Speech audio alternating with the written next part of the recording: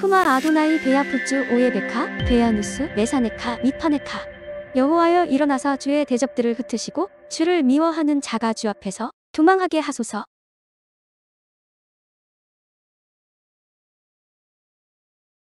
샬롬 생각하는 성경 홀리함입니다. 오늘의 말씀은 매우 중요한 말씀이며 지금까지 우리가 얼마나 엉뚱한 신앙생활을 해왔는지 적나라하게 드러나는 말씀입니다. 제가 어제의 말씀이 이스라엘에 대한 징계라면 오늘의 말씀은 이방인에 대한 징계라고 설명드렸습니다. 그래서 오늘의 말씀들을 이방인인 우리들이 어떤 신앙생활을 하고 있는지를 대입해서 이해하면 더욱 쉽게 이해할 수 있을 것입니다. 29절을 보면 이방인들이 지혜가 있어서 이것을 깨달았으면 자기들의 종말을 분별할 것이라고 설명합니다. 이때 이것이 무엇을 말할까요? 27절의 말씀을 말하는데 이스라엘이 이방민족들에게 핍박과 박해를 받는 것은 이방민족이 잘해서가 아니라 이스라엘이 못해서 하나님이 그들을 징계하여 다시 깨우기 위함이었습니다. 그래서 이방민족이 이스라엘보다 더 잘 나간다고 해서 결코 자신을 높이거나 이스라엘을 무시해서는 안 됩니다. 왜냐하면 30절의 말씀처럼 이스라엘의 반석이 그들을 팔지 않고 여호와께서 그들을 내어주지 않았더라면 절대 이스라엘이 이방민족들에게 무시당하거나 패배하지 않을 것이기 때문입니다. 그래서 이방민족들은 절대 이스라엘을 무시하면 안 됩니다. 이스라엘을 무시한 결과가 35절의 말씀처럼 결국 여호와께서 이방민족들을 보복하는 것으로 끝이 납니다. 그래서 이방민족들은 여호와의 징계로 인해 이스라엘보다 더욱 비참한 결과를 맞이하게 된다는 거죠.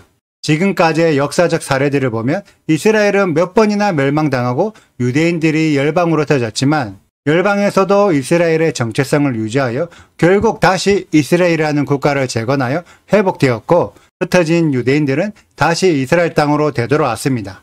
하지만 아수르와 바벨론, 헬라와 로마 등의 이스라엘을 핍박했던 이방민족들은 결국 또 다른 이방민족들에게 멸망당하여 다시 국가로 세워지지 못하고 자신들의 정체성까지 상실해버렸습니다. 그래서 그 끝이 이스라엘보다 더욱 비참한 결과를 맞이했다는 거죠.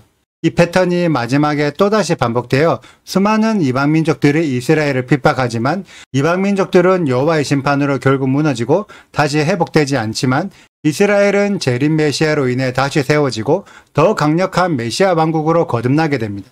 이 패턴이 모든 성경 역사에 반복되는 패턴이니 이방인인 우리들은 반드시 이 패턴을 알고 있어야 합니다. 지금부터 제가 너무나 중요한 비밀을 폭로하겠습니다. 수많은 목회자분들이 토라 포션을 풀어내고 신명기 34장을 설명하셨지만 어느 누구도 이 비밀을 알려주는 사람이 없었습니다. 왜냐하면 기존 교회가 가르치는 신앙의 종착점, 예수 그리스도를 믿어서 구원을 받는다는 신앙의 결말에 도달하기 위해서는 오늘 말씀을 철저하게 부정해야 하기 때문입니다.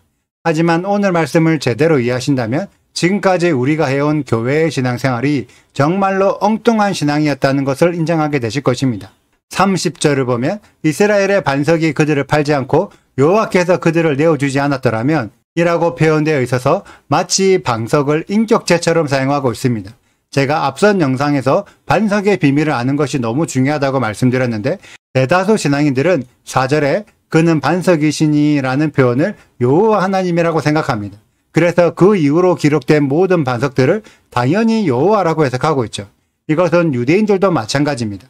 하지만 18절을 보면 이스라엘이 반석을 무시하고 하나님을 잊었다는 표현으로 두 존재를 인정하지 않은 것으로 설명하고 있습니다.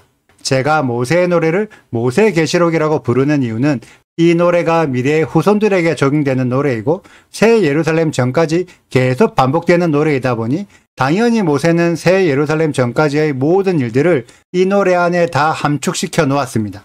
그래서 모세는 이스라엘의 유대인들이 예수아를 인정하지 못하고 무시해서 죽였던 내용까지 이미 다 알고 있는 거죠. 그래서 앞에 기록된 반석들 모두를 예수아로 바꾸어서 읽어보세요. 그러면 현재까지 이스라엘이 하고 있는 예수아를 거부하는 내용들이 다 설명되어 있습니다. 여호와는 시내산에서부터 제사장을 통해 메시아의 설명을 설명하고 모세 같은 메시아가 올 것이라고 말씀하셨는데 이스라엘의 유대인들은 지금까지 메시아의 초림과 재림을 이해하지 못하고 있기 때문에 마지막에 또 한 번의 징계를 받을 수밖에 없는 거죠. 이렇게 반석이 예수아라는 것을 이해하신다면 똑같은 관점으로 오늘의 말씀을 읽어보세요.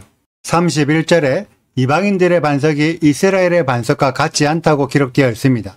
이때의 반석을 예수아로 바꾸어서 해석하면 이방인들이 믿는 예수님은 이스라엘의 메시아 예슈아와 같지 아니한데 이방인들은 구약 성경에 근거하지 않고 스스로 마음대로 예슈아를 판단하여 기록된 성경과 완전히 다른 예수를 믿는 믿음을 만들어냈습니다. 그런데 32절에 이방인들의 포도나무는 소돔의 포도나무요 고모라 밭의 소산이며 독이 든 포도라고 기록되어 있습니다.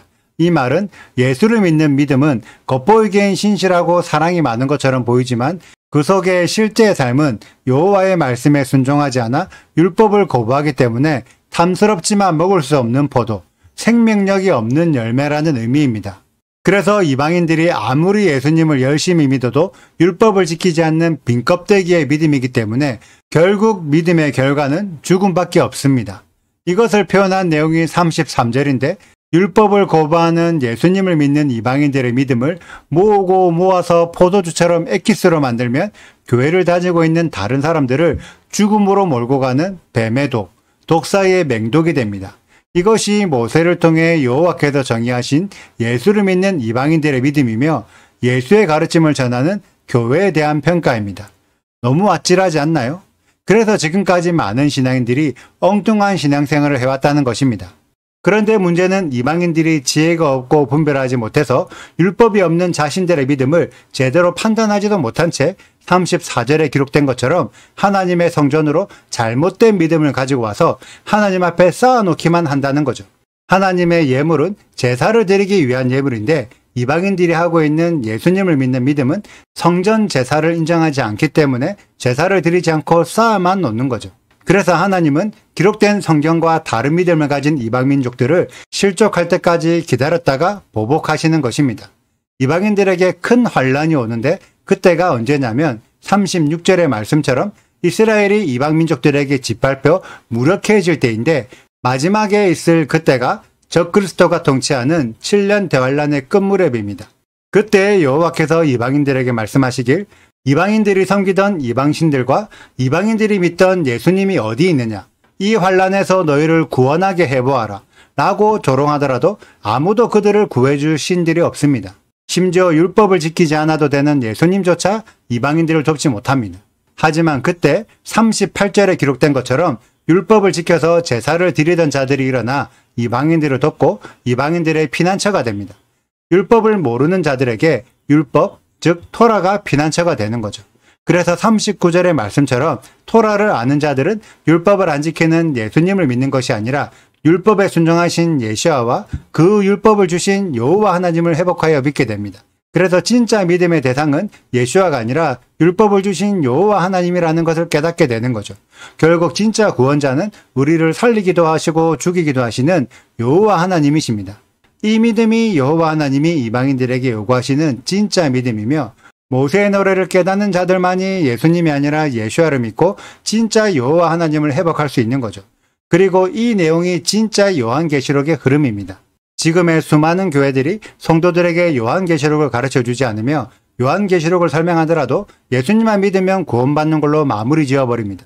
그렇게 해서는 절대 모세의 노래를 깨닫지 못합니다.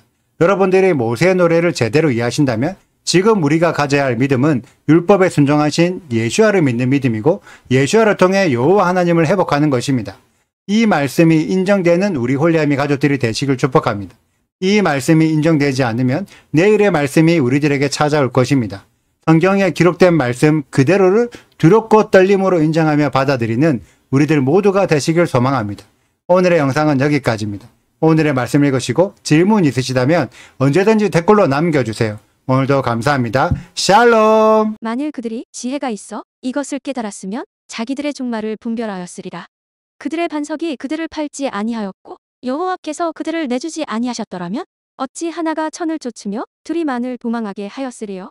진실로 그들의 반석이 우리의 반석과 같지 아니하니 우리의 원수들이 스스로 판단하도다. 이는 그들의 포도나무는 소돔의 포도나무요 고모라의 밭의 소산이라. 그들의 포도는 독이 든 포도이니 그 송이는 쓰며 그들의 포도주는 뱀의 독이요 독사의 맹독이라. 이것이 내게 쌓여 있고 내 곳간에 봉하여 있지 아니한가. 그들이 실족할 그때에 내가 보복하리라. 그들의 환난 날이 가까우니 그들에게 닥칠 그 일이 속히 오리로다. 참으로 여호와께서 자기 백성을 판단하시고 그 종들을 불쌍히 여기시리니 곧 그들의 무력함과 갇힌 자나 노인 자가 없음을 보시는 때에로다. 또한 그가 말씀하시기를 그들의 신들이 어디 있으며 그들이 피하던 반석이 어디 있느냐. 그들의 재물의 기름을 먹고 그들의 전제의 재물인 포도주를 마시던 자들이 일어나 너희를 돕게 하고 너희를 위해 피난처가 되게 하라. 이제는 나 곧 내가 그인 줄 알라. 나 외에는 신이 없도다. 나는 죽이기도 하며 살리기도 하며 상하게도 하며 낫게도 하나니 내 손에서 능히 빼앗을 자가 없도다. 구독과 좋아요를 눌러주세요. 그리고 알림 설정도 해주시고요. 사랑과 관심 부탁드려요. 슈바 아도나이 리베보트 알레페 이스라엘 여호와여 이스라엘 천만인에게로 돌아오소서.